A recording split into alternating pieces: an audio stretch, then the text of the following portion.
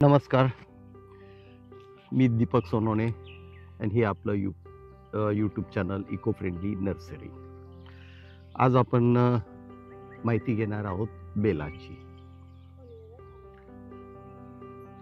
Bell हा आयुर्वेदात अतिशय महत्त्वाचा वृक्ष मानला जातो. दशमूळामध्ये बेलाची मुळं जी आहेत, दशमूळ म्हणून आयुर्वेदामध्ये एक संकल्पना आहे की जिचा वापर मोठ्या प्रमाणात होतो.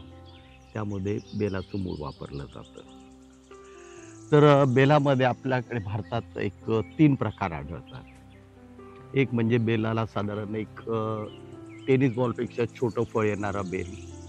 फळं मोठ्या प्रमाणात येतात, पण फळ छोटं असतं त्यामुळे त्याचा पल्प कमी निघतो आणि त्यात बियाचं प्रमाण जास्त असतं. वाढ स्लो आहे.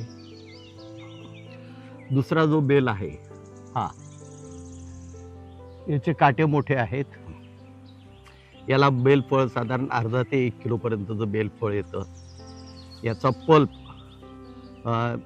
जास्त प्रमाणात निघतो. फळाची साईज मोठी असल्यामुळे फळं जास्त म्हणजे फळंही जास्त मिळतात आणि पल्पही जास्त प्रमाणात मिळतो. आणि तिसरा आहे हा बेलच आहे. याला काटे नाही आहेत. याचंही फळ मोठं येतं. याच्यातही पल्प चांगला येतो. सगळ्यात मोठं फळ असणारा हा बेल आहे. हा ग्राफ्टेड आहे, कलम केलेला आहे, त्यामुळे याला लवकर सुरुवात होते, पण बेलाची वाढ थोडीशी मंद आहे. त्यामुळे लागवड जर कधी करायची असेल तर हा जो बेल आहे मोठ्या पानाचा, ह्याच्यामधला जो हा बेल आहे याची लागवड करावी. साधारण उष्ण वातावरणामध्ये म्हणजे आपल्या महाराष्ट्रात सर्वत्र होऊ शकणारी ही वनस्पती आहे. आणि मुख्यत्वे करून विदर्भामध्ये ज्या ठिकाणी अकोला, अमरावती मधला काही भाग आहे की ज्या ठिकाणी हरणं किंवा गायी व यांचा जो प्रकोप आहे, त्रास आहे, त्या ठिकाणी कुंपणाला त्यांना बेलाची लागवड करता येईल. काटे असल्यामुळे बाकी याचा त्रास नाही आहे. दुसरी गोष्ट, साधारण एक 6 फुटावर बेलाची लागवड जर कधी त्यांनी केली तर बेलफळंही मोठ्या प्रमाणात मिळतील. आणि 6 फुटामध्ये गुगूळ आणि गवती चहा. गवती चहा साधारण 3, 3.5, 4 फुटापर्यंत वाढतो. गुगूळ जो आहे तो हा 5-6 फुटापर्यंत वाढू द्यायचा. त्याच्या स्टेम मजबूत करायच्या. म्हणजे कुंपण हा विषय आहे. गुगूळलाही कुठल्या जनावरं तोड लावत नाही. गवती चहालाही तोड लावत नाही. आणि गवती चहा तुम्हाला पहिल्या वर्षापासून थंडीमध्ये त्याची पानं कापून विकू शकता. एक आर्थिक स्रोत उभा राहतो. तसंच गुगूळ हा साधारण 5 ते 6 वर्षानंतर म्हणजे उत्पन्न सुरुवात होते. 4थ्या वर्षी सुरू होते, पण आपण 5 ते 6, 5व्या-6व्या वर्षानंतरच ते धरूयात. तिसरं बेल. हा बेल हा बियापासूनच बनवलेला आहे. यातही कलमी उपलब्ध आहेत, पण कलमीची साईज, झाडाची साईज छोटी असते आणि त्याला बेलफळंही जरा कमी प्रमाणात आढळतात. त्यामुळे बियापासून जर कधी लागवड केली तर उत्पन्न चांगलं मिळू शकतं. साधारण बेलाला एका झाडाला 20, जसं वय होत जाईल, जसं झाड मोठं होत जाईल तसं त्याची फळाची क्वांटिटी वाढत जाते.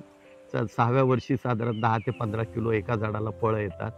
आणि जितकी झाडं जास्त असतील तितके त्याला ती फळं वाढत जातील. दुसरी गोष्ट, बेलाची पानंही विकली जातात. श्रावण महिन्यामध्ये, श्रावण सोमवारी किंवा जवळपास एखादं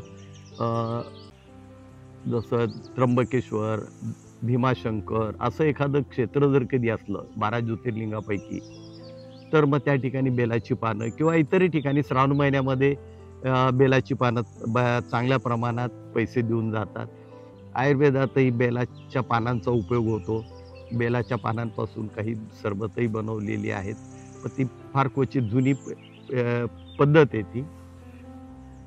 आपण जो बेल आता जी आपण बांधावर लागवड करतोय, तर साधारण पुढच्या वर्षापासून बेलाची पानं तुम्हाला आपल्याला पैसे देत राहतील. जवळपासचं एखादं तीर्थक्षेत्र किंवा शहर मोठं जर कधी असलं तर आधी फक्त चौकशी करून घ्यायची, तिथं बेल येतो कुठून, काय रेटने येतो, आणि तो अंदाज आल्यानंतर हे जे 2, 4, 5 गावं किंवा जिल्ह्याचं ठिकाण, मुंबईमध्ये बेलाची पानं प्रचंड प्रमाणावर विकली जातात.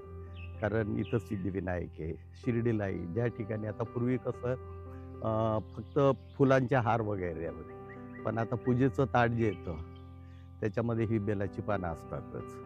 त्र्यंबकेश्वर ज्योतिर्लिंग जे आहेत त्या ठिकाणी मात्र बेलाला पानांना प्रचंड मागणी. एक त्या श्रावण महिन्यातच बेलाची पानं चांगले पैसे देऊन जातात. श्रावण महिना, महाशिवरात्र याच्यामध्ये बेलाच्या पानांचे पैसे मिळत राहतील. 4थ्या ते 5व्या वर्षी, 6व्या वर्षीपासून तुम्हाला बेलफळं सुरू होतात. 4थ्या वर्षी शक्य फार कमी येतील, पण 5व्या 6व्या वर्षापासून सुरू होतील, तर ती कायम सुरू राहतील. बेलफळं उतरवली की त्याच्यानंतर श्रावण महिना आहे, बाकीचे जे आहेत. आणि